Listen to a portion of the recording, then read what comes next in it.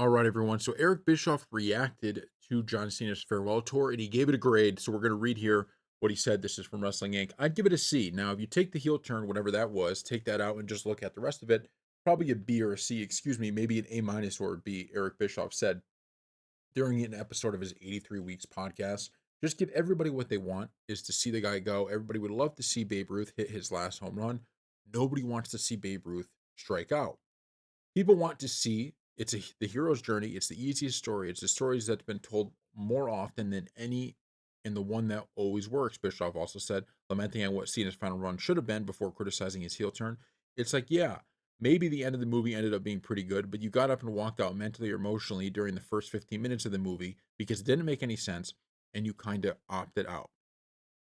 So this is interesting because I agree with Eric Bischoff in the sense of I think it's probably been a B or a C so far, right? It's probably been a B or a C so far.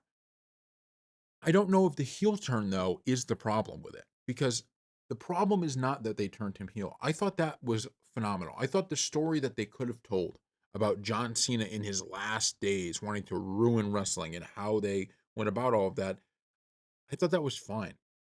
Issue was you applied that, right, that storyline with the backdrop of, okay, you have The Rock and Travis Scott as the people in his corner.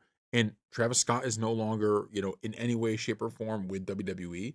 And The Rock, although he's part of it, right, he's nowhere to be seen on WWE television, or he can't commit to any, like, there's no storyline there anymore.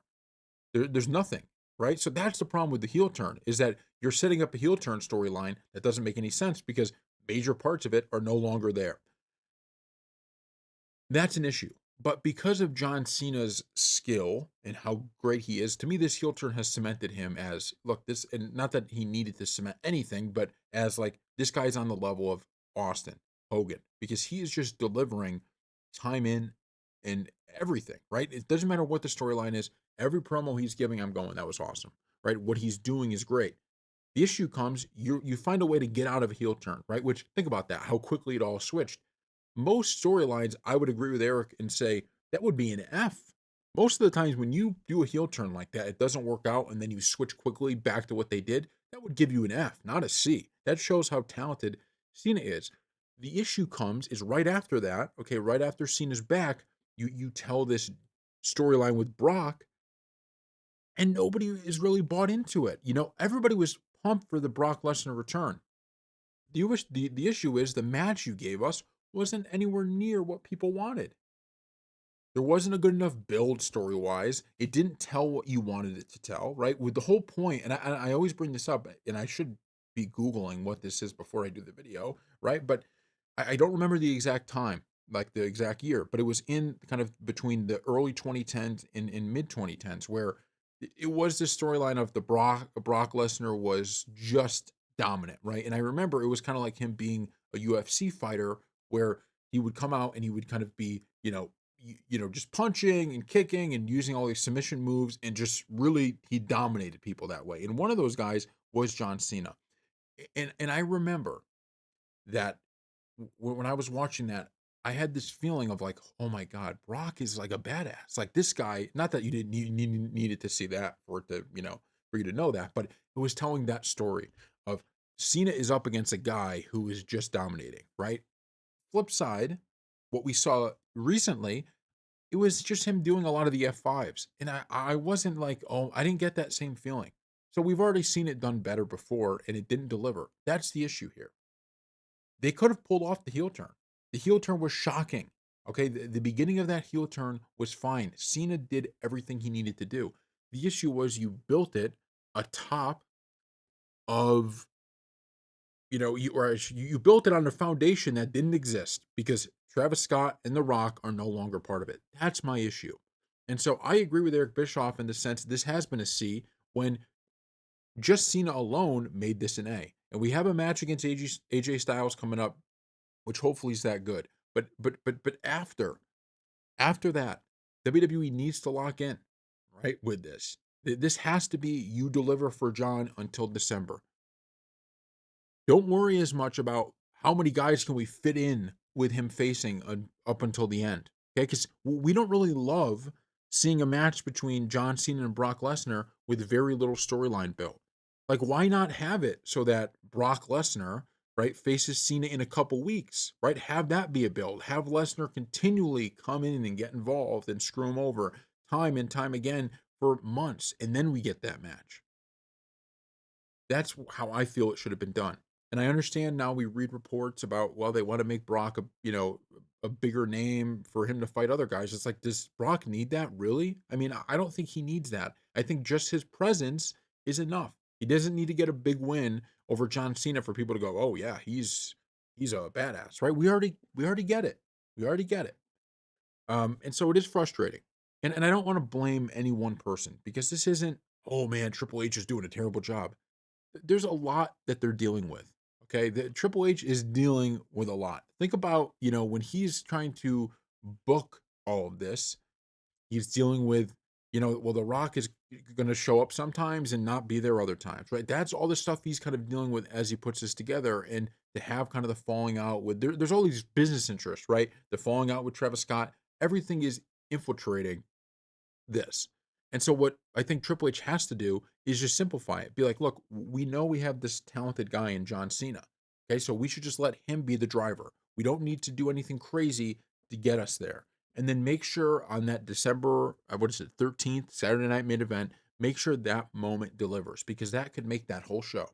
I understand why they put it on a Saturday night main event instead of on your average Monday Night Raw or even a different, PLE. I understand why they wanted it where they have it, but people are going to be pissed if you don't give it what it needs. Because you could have had it in Massachusetts, people would have loved it. It would have been a great moment and it would have been fine. But they didn't do that. They chose we're going to have it on Saturday night main event, and it makes sense. They want to make that as big as possible. And what bigger draw than John Cena's final match? Then there's no bigger draw. Makes complete sense. But now you have to deliver on that. Now you have to deliver on that, right? If this was his final match on the Monday Night Raw with the emotion and all of that, I don't think people. It's not that they would care if it was a bad match, but you could do a lot of the expectation would be a little bit down. The expectation is now through the roof. This is on Saturday night main event. This is not where I think a lot of people thought it was initially going to be. You're doing that to make that event even bigger. Right now, we already know come December, that Saturday night main event is going to be a big deal. We already know that. So they have to deliver. And it has to be more than just, hey, let's have a big name here. No, no. Build us a story, make it make sense, have the emotion of the crowd, have the emotion of, I mean, there's going to be emotion in the crowd regardless, but have the, like, give it its proper time, give it its proper respect. And I know they're going to, but you got to simplify it, right? They tried something big. And I don't actually, I disagree with Eric Bischoff on this. I don't think the heel turn itself was a mistake. I think it was ballsy and I think it made sense and I think it worked for a while. But you can't have a heel turn because, you know, hey, The Rock says John Cena should be heel, right? Or the Rock uses John Cena to make him become heel. You can't have that and then have The Rock never show up again during the storyline. You just can't have it, right? That's not going to work. Or Travis Scott, right? Travis Scott, his whole kind of being involved in that didn't even make a whole lot of sense. Didn't even make a whole lot of sense. You could have done something with Paul Heyman and John Cena. Like, I love what's going on with Seth Rollins. Don't get me wrong. I love that whole faction and everything they're doing with that. I think they're doing a good job telling that story. But if you wanted to truly have him go heel, you could have had somebody who you know is going to be there night in and night out, right? In Paul Heyman. You know he'll be there, and he could have been perfect. But they didn't do it that way. And so now we're back to square one. We started out hot. We hit some issues. I think the Brock match, I don't want to say it was a new low because I loved seeing Brock out there and I loved the match. I don't want to say it was a new low because it wasn't. But when you judge it on a curve like we are, because we have such high expectation for a Brock Cena match, I think this is a low. And so you have the AJ Styles things coming up, and then after that, what are you going to build and how are you going to deliver it? So thank you all for watching, and we'll see you next time.